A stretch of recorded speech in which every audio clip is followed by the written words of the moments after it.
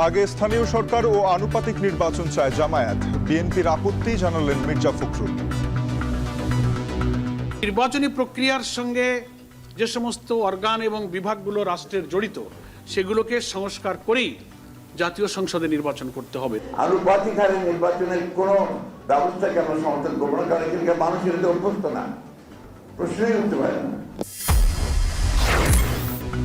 সংবিধান সংশোধনে গণভোটের সিদ্ধান্ত সরকার ও দলগুলোর, স্বৈরতন্ত্রের পথ বন্ধে সুপারিশ গুরুত্ব পাবে আশা আলী রিয়াজের।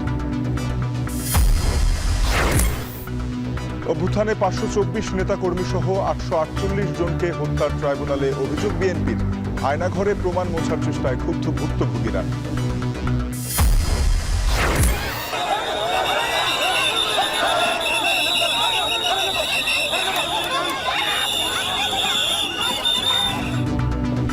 শাহবাগে প্রাথমিক নিয়োগ প্রত্যাশীদের সড়ক থেকে সরিয়ে দিল পুলিশ, হাইকোর্টের রায়ের বিরুদ্ধে প্রাথমিক শিক্ষা অধিদপ্তরের আপিল।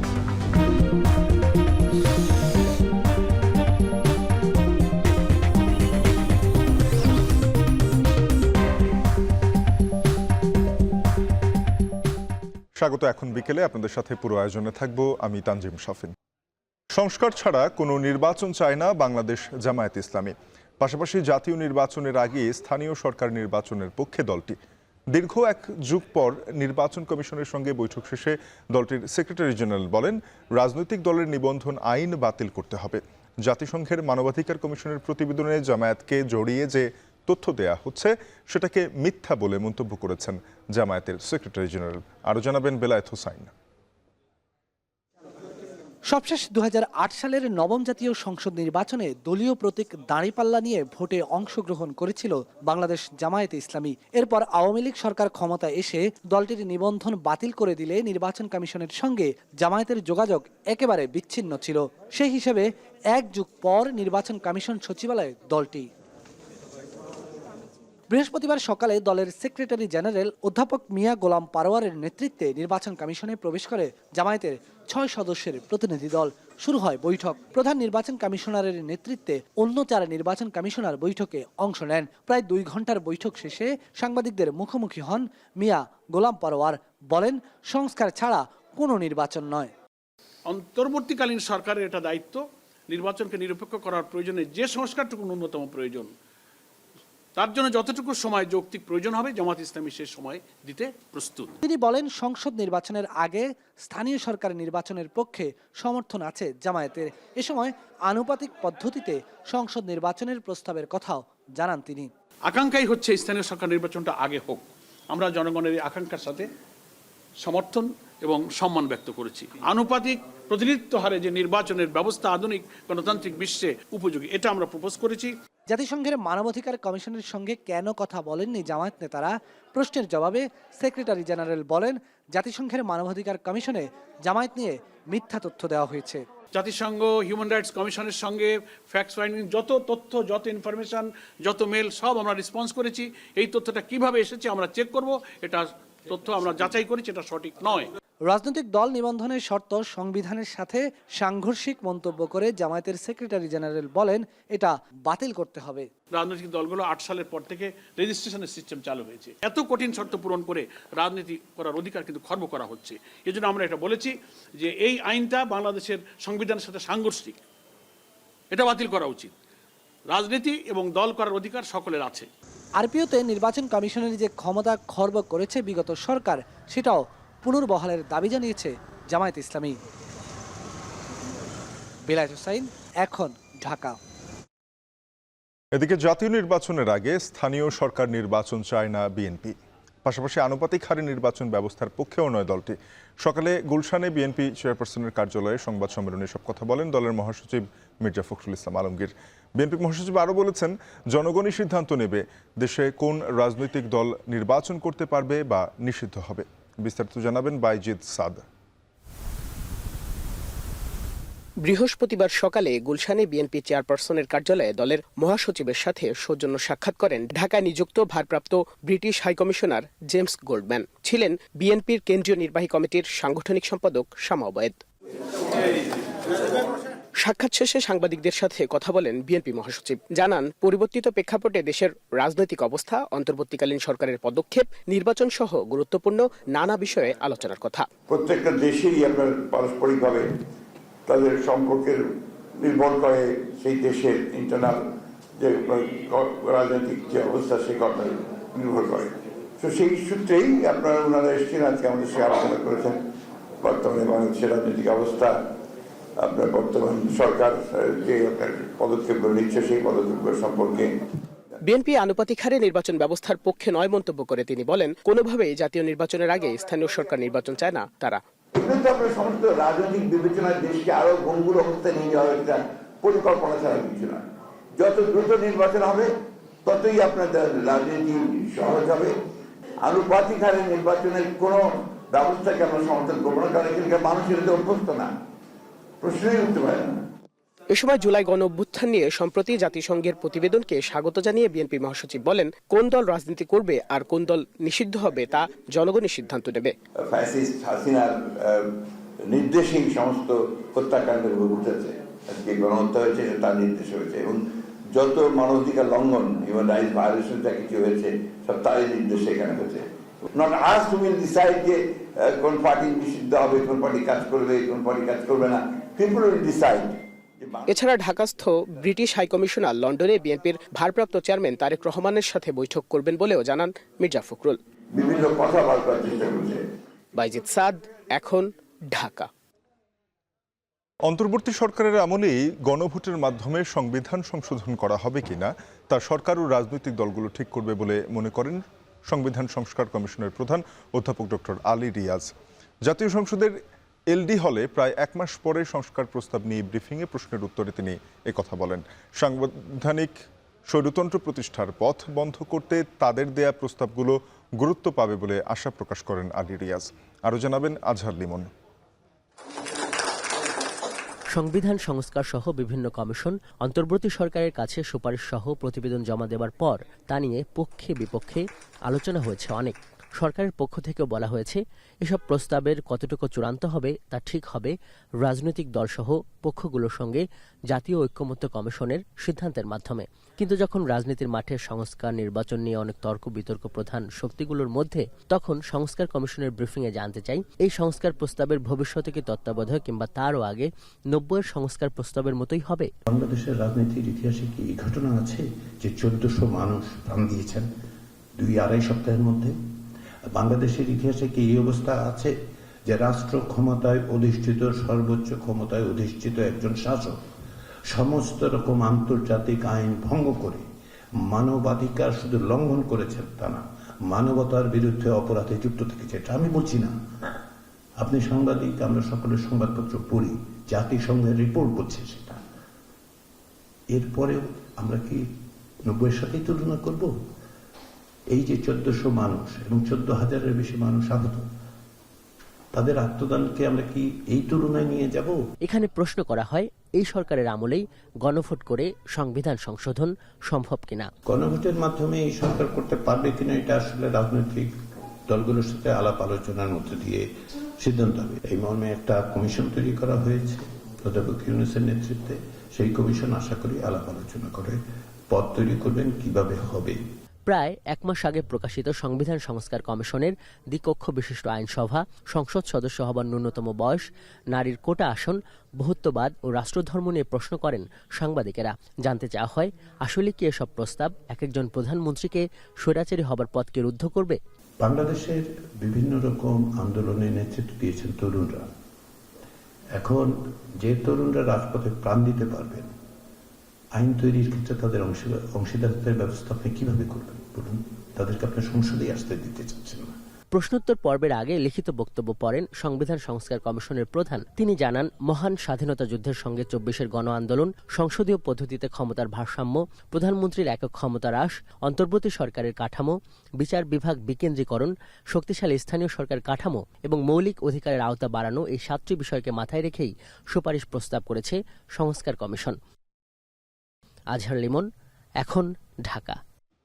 জাতিসংঘের তদন্ত প্রতিবেদন প্রামাণ্য দলিল হিসেবে ব্যবহার করবে আন্তর্জাতিক অপরাধ ট্রাইব্যুনাল। একই সাথে মানবতাবিরোধী অপরাধে জড়িত আইন শৃঙ্খলা বাহিনীর সদস্যদের চাকরিচ্যুত করার আহ্বান জানান চিফ প্রসিকিউটর। এদিনে জুলাই আগস্ট হত্যাকাণ্ডে জড়িতদের বিচারের দাবিতে আন্তর্জাতিক অপরাধ ট্রাইব্যুনালে অভিযোগ দায়ের করেছে বিএনপির একটি প্রতিনিধি দল। হাসিব বিল্লার প্রতিবেদন। বৃহস্পতিবার সকালে জুলাই গণঅভ্যুত্থানে 848 জন শহীদের তথ্যসহ আন্দোলনের অডিও ভিডিও, পত্রিকার কপি এবং 84টি মামলার এজাহারের তথ্য আন্তর্জাতিক অপরাধ ট্রাইব্যুনালে দাখিল করে বিএনপির একটি প্রতিনিধি দল, যেখানে শেখ হাসিনাকে প্রধান আসামি ও আওয়ামী লীগের বিভিন্ন পর্যায়ের নেতাকর্মী এবং আইনশৃঙ্খলা বাহিনীর সদস্যসহ 5 শতাধিক ব্যক্তিকে আসামি করা হয়। মামলার অনুসন্ধান, তদন্ত ও বিচারিক ব্যবস্থা গ্রহণের অনুরোধ জানিয়ে বিএনপি মহাসচিব স্বাক্ষরিত একটি চিঠি অপরাধ ট্রাইব্যুনালে হস্তান্তর করে প্রতিনিধি দল। মামলার বাকি আসামিদের দ্রুত গ্রেফতার করে আইনের আওতায় আনার দাবি জানান তারা। অবৈধ সরকার, ভোটারবিহীন সরকার শেখ হাসিনার নির্দেশে সারা বাংলাদেশে যে তাণ্ডব চালিয়েছিল, নির্যাতন, গুলি করেছিল, হত্যা করেছিল, তারই আমার একটা তালিকা সংগ্রহ করেছি। 848 জনের নামের শহীদদের তালিকা এবং 84টি মামলার এজাহারের কপি সহ এই সম্পূর্ণ আজকে জমা দিলাম। ওনারা রিসিভ করে নিয়েছেন। আমরা এই হত্যার সঠিক বিচার চাই। এদিন দুপুরে জুলাই গণঅভ্যুত্থানে মানবাধিকার লঙ্ঘন নিয়ে জাতিসংঘের ফ্যাক্ট ফাইন্ডিংস কমিটির প্রতিবেদন এবং প্রধান উপদেষ্টার আয়নাঘর পরিদর্শন নিয়ে ব্রিফ করেন আন্তর্জাতিক অপরাধ ট্রাইব্যুনালের চিফ প্রসিকিউটর। তিনি বলেন, জাতিসংঘের তদন্ত প্রতিবেদনের সাথে আন্তর্জাতিক অপরাধ ট্রাইব্যুনালের তদন্ত ও কার্যবিধির সাদৃশ্য রয়েছে। জাতিসংঘের সুপারিশ অনুযায়ী গণহত্যায় জড়িত রাষ্ট্রীয় বাহিনীর সদস্যদের চাকরিচ্যুত করার পরামর্শকে সমর্থন জানান তিনি। কোনো ব্যক্তি আইনের ঊর্ধ্বে হতে পারে না। জাতিসংঘ খুব ক্লিয়ারলি বলেছেন যে এই সমস্ত যারা ক্ষমতাসীন বিভিন্ন পদে অধিষ্ঠিত থেকে অপরাধ করেছেন তাদেরকে যাতে সাসপেন্ড করা হয়, আমরা এটার সাথে একমত। আমরা মনে করি যাদের বিরুদ্ধে সম্ভাব্য যারা অপরাধী, যাদের বিরুদ্ধে আমরা তথ্য প্রমাণাদি পাচ্ছি, যাদের বিরুদ্ধে ওয়ারেন্ট ইস্যু হচ্ছে এবং ওয়ারেন্ট ইস্যু ছাড়াও যাদের ব্যাপারে প্রাথমিক তথ্য প্রমাণ পাওয়া যাচ্ছে, আমি সরকারের কাছে অনুরোধ করব জাতিসংঘের এই তথ্য অনুযায়ী সেই ব্যাপারে যাতে সরকার পদক্ষেপ গ্রহণ করেন। এ সময় চিফ প্রসিকিউটর বলেন, পৈশাচিক পদ্ধতিতে কত নির্মমভাবে নির্যাতন করা যায় তার দৃষ্টান্ত আয়নাঘর। জড়িতদের বিচারে সর্বোচ্চ চেষ্টা করার অঙ্গীকার করেন তিনি। আইসিসিতে যাবার প্রয়োজন নেই। জাতিসংঘ যখন তদন্ত করে আপনাকে স্বীকৃতি দিচ্ছে যে এখানে এটা হয়েছে, তা আইসিসিতে আবার যাবার প্রয়োজন তো নাই স্বীকৃতির জন্য। আন্তর্জাতিক স্বীকৃতি তো অলরেডি জাতিসংঘ দিয়েছে। জাতিসংঘের এই স্বীকৃতির পরে আর কোনো বড় ধরনের স্বীকৃতির প্রয়োজন নেই। আমাদের রাষ্ট্র এই বিচার করতে শুধু সক্ষমই না, তারা এই ব্যাপারে চরমভাবে উদ্গ্রীব। সুতরাং আমাদের আইসিসিতে যাবার প্রয়োজন নেই। জুলাই হত্যাকাণ্ডের বিচারের জন্য আইসিসিতে যাওয়ার প্রয়োজন নেই বলেও মনে করেন আন্তর্জাতিক অপরাধ ট্রাইব্যুনালের চিফ প্রসিকিউটর। জাতিসংঘের এই স্বীকৃতির পরে আর কোনো বড় ধরনের স্বীকৃতির প্রয়োজন নেই। হাসিব বিল্লাহ, এখন, ঢাকা। কবরের চেয়েও সরু 2x4 ফুটের আয়নাঘর, বিভীষিকাময় কক্ষগুলোতে পাশবিক নির্যাতন চালাতো গুম করে রাখা মানুষদের উপর। পাশাপাশি কক্ষে ছিলেন পরিচিত জনরা, কিন্তু জানতেন না কেউ। পূর্ব, পশ্চিম, উত্তর, দক্ষিণ কোনো দিকেই চেনার উপায় ছিল না আয়নাঘরের ভেতর থেকে। গেল 6 মাসে কক্ষগুলো ভেঙে চুরে প্রমাণ মোছার চেষ্টা করায় ক্ষুব্ধ ভুক্তভোগীরা। তবে যতটুকু আছে তা দিয়ে জড়িতদের বিচার সম্ভব বলে মনে করেন তারা। বেলায়েত হোসাইনের প্রতিবেদন।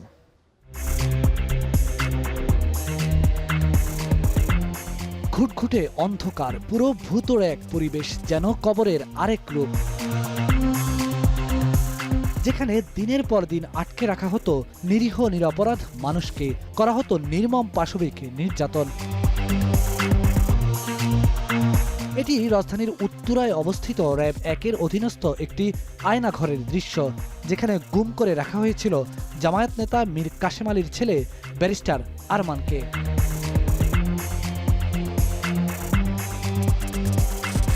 সরু সিঁড়ি বেয়ে যে অন্ধকার পথ আবিষ্কার হয়েছে, সে পথের শেষে শক্ত ইটের কনক্রিট বিছানা। এটিও র‍্যাব 1-এর উত্তরার আরেকটি দৃশ্য। সূত্র বলছে, আয়নাঘরের প্রতিটি কক্ষের আয়তন 4 ফিট লম্বা, 2 ফিট চওড়া, কোনোটি তার চেয়েও ছোট। অর্থাৎ মানুষের বাসাবাড়িতে যে স্বাভাবিক খাট বা বিছানা থাকে, তার থেকেও সরু আয়নাঘরের কক্ষগুলো। ওদিকে ওই সেলটার মধ্যে আলো ঢোকার কোনো রাস্তা ছিল না। ওই কক্ষটা একদম মাঝখানে ছিল বিল্ডিংয়ের। প্রথম মাসখানিক আমি তাদেরকে বারবার করে জিজ্ঞেস করি যে পশ্চিম দিকটা কোন দিকে আমি নামাজ পড়বো। কোনো জবাব টবাব কিছু পেতাম না। এবার দেখা যাক আরেকটি টর্চার সেলের চিত্র, যেখানে লাগানো কিছু অ্যাডজাস্ট ফ্যান। বন্দিশালার এই কক্ষগুলোও কবরের মতো ছোট। এগুলো রাজধানীর কচুক্ষেত এলাকার দৃশ্য, যেখানে রাখা হয়েছিল জুলাই বিপ্লবের প্রধান সমন্বয়ক নাহিদ ইসলামকে। চাপ দেওয়া হয়েছিল আন্দোলন প্রত্যাহারের। এই আয়নাঘরটিও কচুক্ষেত এলাকায় অবস্থিত। এখানে 4 দিন আটকে রাখা হয়েছিল উপদেষ্টা আসিফ মাহমুদ সজীব ভুঁইয়াকে। তার ভাষ্যমতে কক্ষটিকে এখন ভেঙে বড় করা হয়েছে। কচুক্ষেত এলাকার আয়নাঘরে গুম করে রাখা হয়েছিল জামায়াত নেতা গোলাম আজমের ছেলে অবসরপ্রাপ্ত ব্রিগেডিয়ার জেনারেল আমান আজমিকে। পাশের কক্ষেই ছিলেন বিএনপি নেতা সালাউদ্দিন কাদের চৌধুরীর ছেলে হুম্মাম কাদের চৌধুরী। পাশাপাশি ছিলেন, কিন্তু জানতেন না দুজনের কেউ। কখনোই জানতাম না। আমি ওনার গলার আওয়াজ শুনতাম, একজন ভদ্রলোকের গলার আওয়াজ শুনতাম যে উনি নামাজ পড়ছে, উনি কোরআন শরীফ পড়ছে। সবকিছু ছাপিয়ে এখন সবচেয়ে বড় প্রশ্ন, আয়নাঘরের এই কক্ষগুলো কেন ভেঙে ফেলা হলো, কিংবা কখন ভাঙা হলো? কেনই বা নতুন করে সাজানোর চেষ্টা করা হলো? আপনি যদি সুযোগ দেন, এখানে তো অনেক মানুষ চেষ্টা করবে যে এভিডেন্স কিছু আমরা সরিয়ে ফেলি, ডিস্ট্রয় করে ফেলি। আমরা সবাই জানি যে একটা বিল্ডিংকে ডিমলিশ করতে বেশি সময় লাগে না, এক রাতের মধ্যে ওটা হয়ে যায়, যেটা আমরা দেখেছি। এই বিল্ডিংটাকেও কিন্তু রাতারাতি ধ্বংস করে দেওয়া যেত, ধ্বংস করা হয়নি। তার মানে কেউ না কেউ বাধা দিয়েছে যে এই জিনিসটাকে প্রিজার্ভ করা হোক। যতটুকু এভিডেন্স আছে ওটা অনেক যথেষ্ট আছে কনভিকশনের জন্য। কতটা ভয়ঙ্কর এইসব আয়নাঘরের চিত্র তা কেবল উপলব্ধি করেছে তারা, যারা দিনের পর দিন বন্দী থেকেছে আয়নাঘরের সরু অন্ধকার কক্ষগুলোতে। তাই তো বিচারের দাবিতে অনড় অবস্থানে বন্দিশালার নির্মম নির্যাতনের শিকার সেই মানুষগুলো। বেলায়েত হোসাইন, এখন, ঢাকা। অন্তর্বর্তী সরকারের আমলে বাংলাদেশের সঙ্গে সংযুক্ত আরব আমিরাতের সম্পর্ক আরও গভীর হবে বলে আশা করছেন দেশটির স্বাস্থ্যমন্ত্রী। বৃহস্পতিবার দুবাইয়ে শুরু হওয়া ওয়ার্ল্ড গভর্নমেন্ট সামিটের সাইডলাইনে প্রধান উপদেষ্টা ডক্টর মোহাম্মদ ইউনূসের সঙ্গে সাক্ষাৎ করে তিনি কথা বলেন। এছাড়া আগামী বছরগুলোতে দুদেশ বাণিজ্য, ব্যবসা ও স্বাস্থ্য খাতে সম্পর্ক উন্নয়নে কাজ করবে বলেও জানান আমিরাতের স্বাস্থ্যমন্ত্রী। বিপরীতে স্বাস্থ্য পরিস্থিতি এবং বড় ধরনের রোগ প্রতিরোধে সংযুক্ত আরব আমিরাতের অগ্রগতি দেখে মুগ্ধতার কথা জানান প্রধান উপদেষ্টা ডক্টর মোহাম্মদ ইউনূস। পররাষ্ট্র উপদেষ্টা তৌহিদ হোসেনও বৈঠকে উপস্থিত ছিলেন। দুদেশের বাণিজ্য সম্পর্ক উন্নয়ন, বাণিজ্য সম্প্রসারণ, ভিসার জটিলতা নিরসন নিয়ে আরও বৈঠক হওয়ার কথা রয়েছে। পাশাপাশি ওয়ার্ল্ড গভর্নমেন্ট সামিটে বৈশ্বিক চ্যালেঞ্জ মোকাবিলায় ও বিভিন্ন ইস্যুতে বাংলাদেশের অবস্থান তুলে ধরবেন প্রধান উপদেষ্টা। চলতি সম্মেলনে বিশ্বের অন্তত 30 দেশের রাষ্ট্র ও সরকার প্রধান অংশ নিচ্ছেন।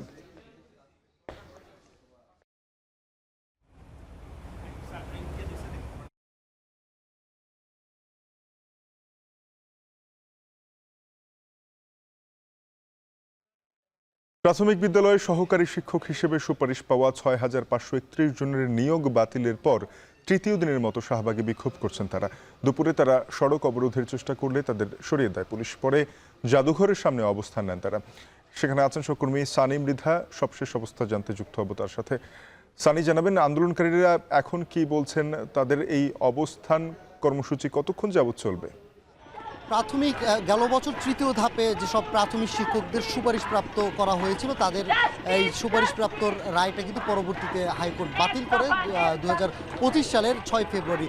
সেই বাতিলের প্রতিবাদে কিন্তু আজকে শাহবাগে জড়ো হয়েছেন এখানে আন্দোলনরত আসলে সেসব শিক্ষার্থীরা। তারা দাবি করছেন যে তারা যেহেতু বৈধভাবে নিয়োগ প্রক্রিয়ার মাধ্যমে তারা সুপারিশপ্রাপ্ত হয়েছেন, এর ফলে তাদের যে হাইকোর্টের মাধ্যমে যে রায়টি দিয়েছে সেই রায় তারা মানেন না। একই সাথে যতক্ষণ পর্যন্ত তাদের রায় তাদের পক্ষে না আসবে ততক্ষণ পর্যন্ত সেই আন্দোলন চালিয়ে যাবে। মূলত গত এই রায়ের পর থেকে, অর্থাৎ 6 ফেব্রুয়ারির পর থেকে কিন্তু তারা শাহবাগে তারা অবস্থান করছে। তারা বিভিন্ন বিক্ষোভ বা দাবি দায়া তুলে ধরছেন। এমন প্রেক্ষাপটে কিন্তু আজকেও সেই ধারাবাহিকতা ছিল তাদের। এক পর্যায়ে সকাল থেকেই তারা শাহবাগে অবস্থান করে। একই সাথে দুপুর নাগাদ কিন্তু তারা শাহবাগ মোড়ে অবস্থান নেয়। এর ফলে যেটা হয়েছে, পুরো আশপাশের এলাকায় কিন্তু তীব্র যানজট সৃষ্টি হয়, একই সাথে জনদুর্ভোগও বেড়ে যায়। এরপরেই কিন্তু পুলিশ তাদেরকে আসলে প্রতিহত করে এখান থেকে ছত্রভঙ্গ করে দেয়, জল কামান নিক্ষেপ করে এবং এখানে যারা ছিল তাদেরকে সরিয়ে দেয়। এরপর তারপরও কিন্তু তারা এখানে এখনো অবস্থান করছে, অর্থাৎ এখন তারা আছে জাদুঘরের প্রধান সড়কের সামনে। তারা এখন কিন্তু বিভিন্ন স্লোগান দিচ্ছে। তারা বলছে যে হাইকোর্টের যে রায়টি দিয়েছে আসলে সেই রায়ের তারা আসলে চায় না, এই রায়ের পরিপ্রেক্ষিতে তাদের পক্ষে রায় দেওয়ার তারা দাবি জানাচ্ছে। একই সাথে কিন্তু আমরা যেটা জানিছি এরই মধ্যে সেই রায়ের বিরুদ্ধে কিন্তু আপিলও করা হয়েছে, এটা কিন্তু আমরা এর মধ্যে জানতে পেরেছি। তবে তাদের যে দাবি যে এই সুপারিশ প্রাপ্ত হওয়ার পর অনেকেই তাদের যে আগের যে চাকরিটি ছিল তারা ছেড়ে দিয়েছেন, এর ফলে কিন্তু অনেকে এখন বেকার হয়ে গেছেন। একই সাথে তারা বলছেন যে তাদের দাবিটি পুরো যৌক্তিক, তারা কিন্তু বৈধ প্রক্রিয়ার মাধ্যমেই কিন্তু তারা সুপারিশ প্রাপ্ত হয়েছেন এবং এই সরকার অর্থাৎ বর্তমান অন্তর্বর্তীকালীন সরকারই কিন্তু তাদের সুপারিশ প্রাপ্ত করেছেন। তারপরও কেন তাদের এই তাদের যে সুপারিশপ্রাপ্ত চাকরিটি কেন বাতিল করে দেওয়া হয়েছে? তারা আমাদেরকে বলছেন যে যতক্ষণ পর্যন্ত তারা যে দাবিটির জন্য তারা আন্দোলন করছে, বিক্ষোভ করছে, তারা সেই আন্দোলনটি অব্যাহত রাখবে যতক্ষণ পর্যন্ত তাদের দাবি না মেনে না হয়। অর্থাৎ এখন পর্যন্ত প্রায় 6,500 শিক্ষক যাদেরকে সুপারিশপ্রাপ্ত করা হয়েছিল, 6,500-এর বেশি শিক্ষককে সুপারিশপ্রাপ্ত করা হয়েছিল এবং তাদের সকলেরই কিন্তু নিয়োগ প্রক্রিয়া বাতিল ঘোষণা করে। এর মধ্যে কিন্তু ঢাকা বিভাগ ও চট্টগ্রাম বিভাগেরই শিক্ষক যারা তারা রয়েছেন। তো এই ছিল আমার কাছে সুপারিশপ্রাপ্ত প্রাথমিক শিক্ষকদের আন্দোলনের সবশেষ খবর। সহকর্মী সানিম রিধা যুক্ত হয়েছিলেন শাহবাগ থেকে, জানাচ্ছিলেন সরকারি প্রাথমিকে নিয়োগ বাতিল হওয়া প্রার্থীরা আন্দোলন করছেন, অবস্থান নিয়েছেন জাদুঘরের সামনে। এদিকে সরকারি প্রাথমিক বিদ্যালয়ে সহকারী শিক্ষক পদের চূড়ান্ত ফলাফলে উত্তীর্ণ 6,531 জনের নিয়োগ বাতিল করে দেওয়া রায়ের বিরুদ্ধে আপিল করেছে প্রাথমিক শিক্ষা অধিদপ্তর। আপিল বিভাগের চেম্বার আদালতে এই আবেদনের উপর রোববার শুনানি হবে। এর আগে গত 6 ফেব্রুয়ারি ঢাকা ও চট্টগ্রাম বিভাগে সরকারি প্রাথমিক বিদ্যালয়ে সহকারী শিক্ষক পদে উত্তীর্ণ 6,531 জন প্রার্থীকে নিয়োগ দেওয়ার সিদ্ধান্ত বাতিল করে রায় দেন হাইকোর্ট। একই সঙ্গে আদালত কোটা বাদ দিয়ে মেধার ভিত্তিতে পুনরায় নিয়োগ দিতে নির্দেশনা দেন আদালত। গত বছরের 19 নভেম্বর সরকারি প্রাথমিক বিদ্যালয়ে সহকারী শিক্ষক পদে তৃতীয় ধাপে 6,531 জনের নিয়োগ পত্র দেওয়ার সিদ্ধান্ত স্থগিত করেন আদালত। এদিকে উত্তীর্ণ প্রার্থীরা নিয়োগের দাবি ও আদালতের রায় বাতিলের দাবিতে শাহবাগে লাগাতার আন্দোলন করছে।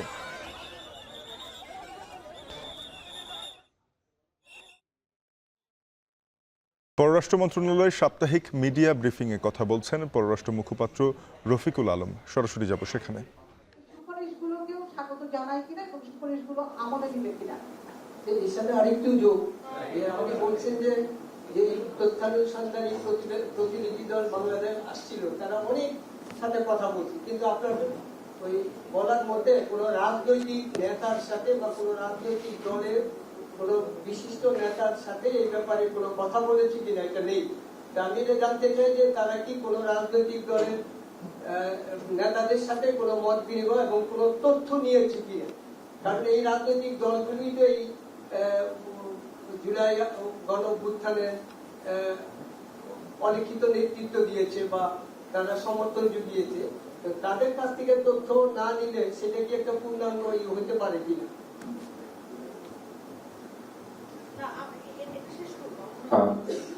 মাননীয় মুখপাত্র, মানে আমার হচ্ছে যে তানজিম ভাইয়ের যে প্রশ্নটা ছিল তার সাথে আমার সম্পর্ক, মানে এটা হচ্ছে গিয়ে মানে যেহেতু শেখ হাসিনার ওইটা নিয়ে কথা শুরু হয়েছিল স্লটে, তো সেটা নিয়ে আমার প্রশ্নটা সেটা হচ্ছে গিয়ে যে জাতিসংঘের যে প্রতিবেদন, এই ফ্যাক্ট ফাইন্ডিং মিশনের যে প্রতিবেদনটি দিয়েছে, এইটা আমরা ভারতকে দিব কিনা, মানে যেহেতু আমরা হচ্ছে এর আগে রেড নোটিশ বা আপনি বলুন অনুষঙ্গে অনেক কাগজপত্র আমরা হচ্ছে গিয়ে ভারতকে আমাদের কূটনৈতিক পত্রের মাধ্যমে পাঠিয়েছি, তো আসলে যে তিনি ক্রাইম এগেইনস্ট হিউম্যানিটি মানে মানবতার বিরুদ্ধে অপরাধ করেছেন, এই রিপোর্টটা আমরা ভারতের সাথে শেয়ার করে বলবো কিনা যে তোমরা দেখো কাকে হচ্ছে আশ্রয় দিয়েছো। আমি শেষের থেকে শুরু করি।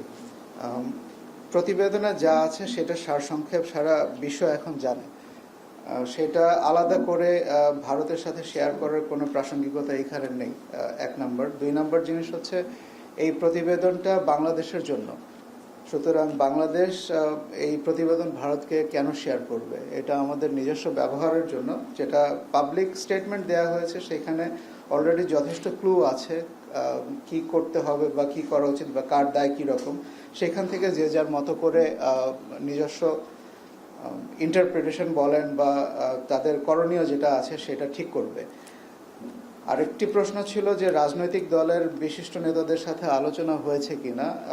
আমি এখানে আমার দুর্বলতা প্রকাশ করব, আমি পুরো রিপোর্টটা পড়ে উঠতে পারিনি। পড়ে ওঠার পরে আমি হয়তো বলতে পারবো যে এখানে এটার কোনো মেনশন করা আছে কিনা। সুতরাং এটা আমাকে পড়ার জন্য সাফিসিয়েন্ট সময় দিতে হবে। সুপারিশগুলো আমলে নেবে কিনা, প্রশ্নটা কি এটা ছিল? আপনারা ধারণা করতে পারেন যে এখানে যে সুপারিশগুলো আছে সেই সুপারিশগুলোর সাথে অনেক স্টেক হোল্ডার সম্পৃক্ত আছে। সব স্টেক হোল্ডারের সাথে আগে আলোচনা করতে হবে, আলোচনা করে তারপরে জনগণের দাবি, তারপর সরকারের, আমি সঠিক শব্দ খুঁজছি আর কি, সরকারের সামর্থ্য, বাস্তবতা, এই সব কিছু বিবেচনা করে তারপরে ওয়াইডার কনসালটেশনের মাধ্যমে সিদ্ধান্ত গ্রহণ করা হবে। আরেকটি প্রশ্ন ছিল,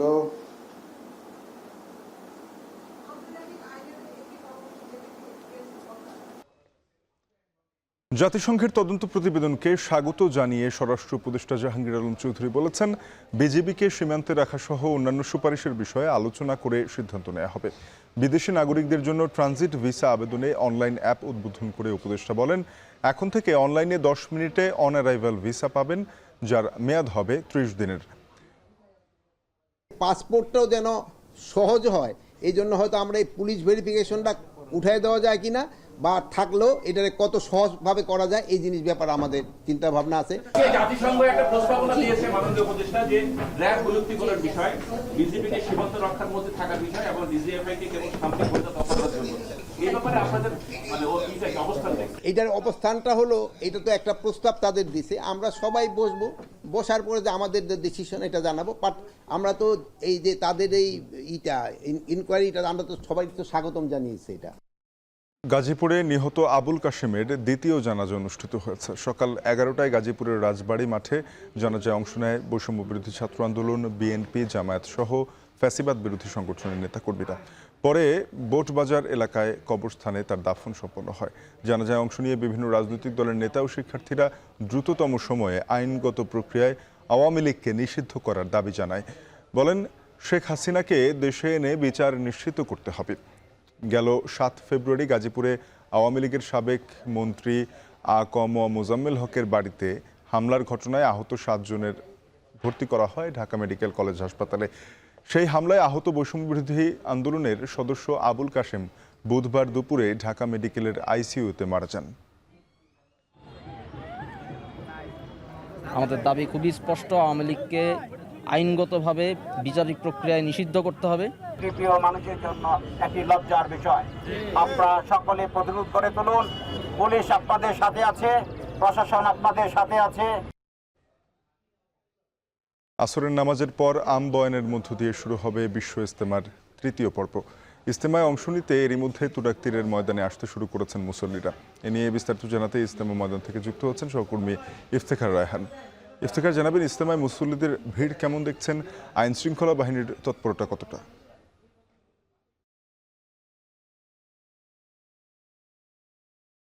শাফিন, নানা নাটকীয়তার পর বিশ্ব ইজতেমা যারা নিজামুদ্দিন অনুসারী অর্থাৎ মাওলানা সাদ সাহেবের যারা অনুসারী রয়েছে তাদের ইজতেমা অনুষ্ঠিত হতে যাচ্ছে আজকে কিছুক্ষণ পর, অর্থাৎ আসরের নামাজের পর আম বয়ানের মধ্যে দিয়ে এই যে মাওলানা সাদ সাহেবের অনুসারীদের যে বিশ্ব ইজতেমার আনুষ্ঠানিকতা সেটি শুরু হবে এবং বাদ আসর ইজতেমা ময়দানে আম বয়ান করবেন পাকিস্তানের জিম্মাদার মাওলানা হারুন এবং তার বয়ানটি তাৎক্ষণিকভাবে বাংলায় তর্জমা করবেন বাংলাদেশের মাওলানা আব্দুল্লাহ চাঁদপুরি। এবং এই ইজতেমায় এবারের যে মাওলানা সাদ সাহেবের অনুসারীদের যে ইজতেমা সেটিতে অংশ নিতে ইতিমধ্যে দেশের বিভিন্ন স্থান থেকে দলে দলে মুসল্লিরা যে 160 একরের যে ইজতেমা ময়দান সেখানে এসে সমবেত হচ্ছেন এবং আজকে সকাল থেকে আমরা দেখছিলাম যে মুসল্লিরা দলে দলে এই ময়দানে আসছেন এবং যেহেতু আসরের নামাজের পর আনুষ্ঠানিকতা শুরু হবে, তবে এর আগে থেকে অর্থাৎ সকাল থেকেই যে খিত্তায় খিত্তায় বয়ান, তালিম সহ যে বিভিন্ন ধরনের যে ধর্মীয় যে আমলগুলো রয়েছে সেই আমলগুলো করছেন এবং যে ইজতেমার যে এই পুরো আনুষ্ঠানিকতা অর্থাৎ এই নিজামুদ্দিন অনুসারীদের ইজতেমাকে সফল করার জন্য প্রথম যে 2 ধাপে ইজতেমা হয়েছে মাওলানা জুবায়ের অনুসারী অর্থাৎ সুরাই নিজামের, সে তাদেরকে যেভাবে আইন শৃঙ্খলা বাহিনীর যেভাবে সহযোগিতা করেছে কিংবা আইন শৃঙ্খলা যে বলয় তৈরি করা হয়েছিল, অনুরূপ এবারও কিন্তু আইন শৃঙ্খলা বাহিনীর তৎপর রয়েছে। 5 স্তরের নিরাপত্তা বলয় তৈরি করা হয়েছে। পাশাপাশি প্রতিটি খিত্তায় কিন্তু সাদা পোশাকে গোয়েন্দা সংস্থার সদস্যরা নিয়োজিত রয়েছেন এবং যে বিদেশি যারা মুসল্লিরা আসবেন তাদের নিরাপত্তার জন্য বিশেষ ব্যবস্থা রয়েছে। পাশাপাশি সিসিটিভি ক্যামেরা, ওয়াচ টাওয়ার সহ পুরো সামগ্রিক ইজতেমা ময়দানের আশপাশের এলাকা জুড়ে কিন্তু সব ধরনের নিরাপত্তা ব্যবস্থা গ্রহণ করেছে। তো সবকিছু মিলিয়ে বলা যায় যে আসরের নামাজের পর আমবায়ানের মধ্যে দিয়ে শুরু হতে যাচ্ছে নিজামুদ্দিন অনুসারীদের বিশ্ব ইজতেমার আনুষ্ঠানিকতা। তো এই ছিল আমার কাছে ইজতেমা ময়দান থেকে সবশেষ। আগামী রমজান ঘিরে খাদ্যপণ্যের দাম সহনশীল রাখতে কাজ করছে সরকার। কক্সবাজার জেলা প্রশাসক কার্যালয়ের সভায় খাদ্য উপদেষ্টা আলিম মজুমদার বলেন, দেশে বর্তমানে খাদ্যশস্যের সরকারি মজুদ এবং আমদানি ব্যবস্থা স্বাভাবিক রয়েছে। দেশে খাদ্যশস্যের বর্তমানে সরকারি মজুদ প্লাস আমদানি ব্যবস্থা স্বাভাবিক এবং খুব যথেষ্ট সন্তোষজনক। ইনশাল্লাহ আমাদের যদি বড় ফসল বড় রকম করে প্রাকৃতিক দুর্যোগে ক্ষতিগ্রস্ত না হয়, তাহলে চাল নিয়ে যে কিছুটা সমস্যার সৃষ্টি হয়েছিল সেটা কেটে যাবে এবং দামও সহনশীল পর্যায়ে থাকবে।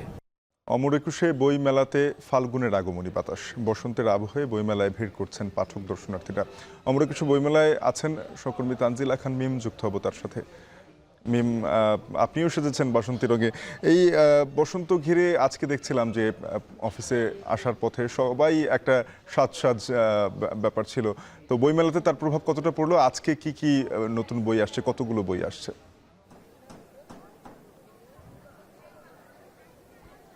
শাফিন, আপনি জানেন বাংলা পঞ্জিকা অনুযায়ী আসলে অনেক দিন পর্যন্ত কিন্তু এই 13ই ফেব্রুয়ারি পয়লা ফাল্গুন ছিল। তবে বেশ কয়েক বছর, 3 থেকে 4 বছর হবে এই পঞ্জিকাটি পরিবর্তন হয়েছে। এখন 14ই ফেব্রুয়ারি পয়লা ফাল্গুন হয়। তবে আগে যারা আসলে এই দিনটিতে পয়লা ফাল্গুন পালন করতো তারা এখনো অনেকেই সেই আবেগ থেকে, ভালোবাসা থেকে আসলে এই 13ই ফেব্রুয়ারি পয়লা ফাল্গুন হিসেবেই মনে মনে মনস্থির করে এই দিনটিকে পালন করেন। তাই তো পোশাক থেকে শুরু করে মননেও কিন্তু আসলে সেই বসন্তের আবহ নিয়েই বইমেলাতে আসছেন। বিকেল 3টা নাগাদ বইমেলার দ্বার প্রতিদিনের মতোই খুলে দেওয়া হয়েছে, যেহেতু আজ ছুটির দিন ছিল না। তাই 3টা নাগাদ খোলার পরপরই কিন্তু পাঠক এবং দর্শনার্থী যারা তাদের ঢল নেমেছে বইমেলাতে এবং সবার বা বেশিরভাগেরই আসলে পোশাকে সেই বসন্তের আবহ আমরা দেখছিলাম।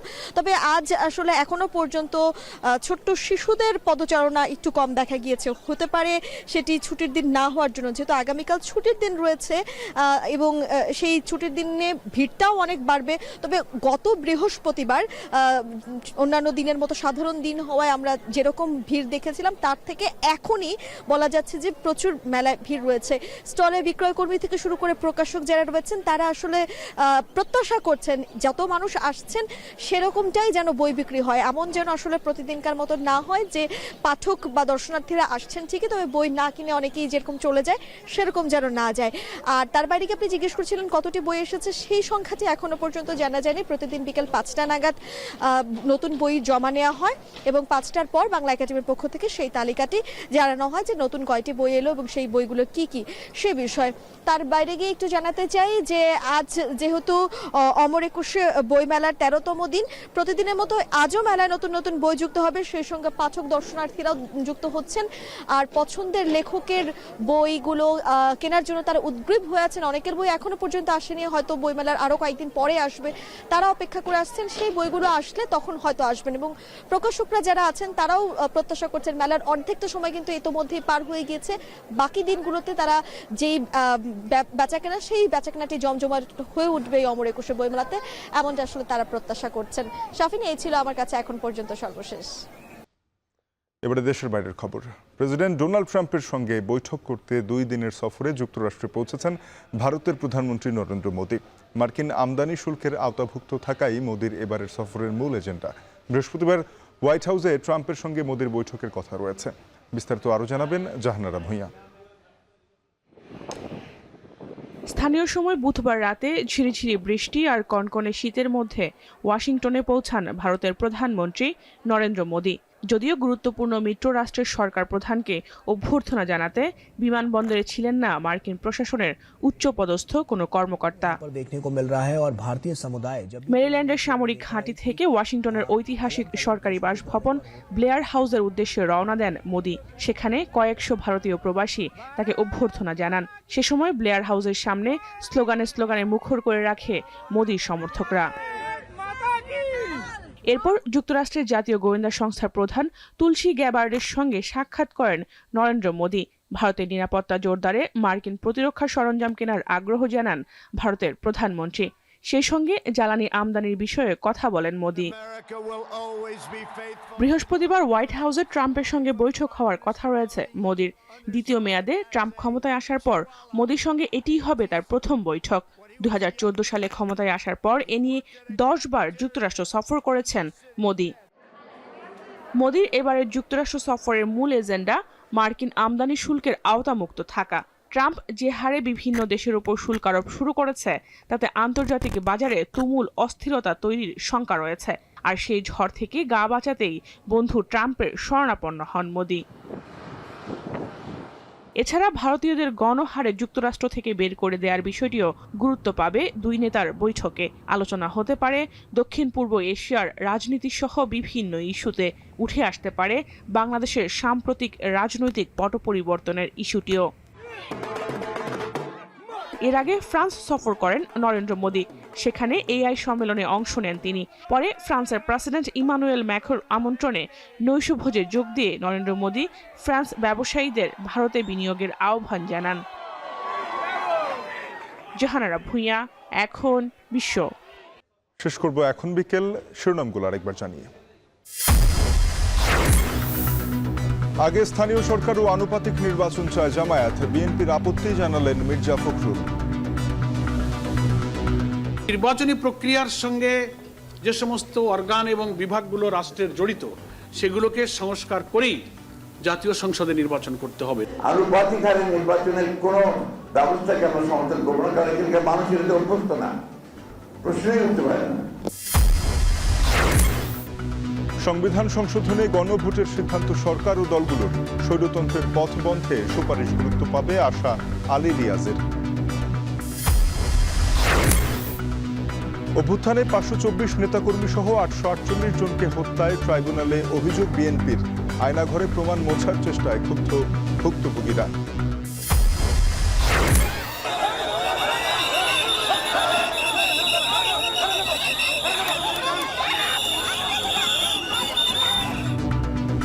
শাহবাগে প্রাথমিকের নিয়োগ প্রত্যাশীদের সড়ক থেকে সরিয়ে দিল পুলিশ, হাইকোর্টের রায়ের বিরুদ্ধে প্রাথমিক শিক্ষা অধিদপ্তরের আপিল।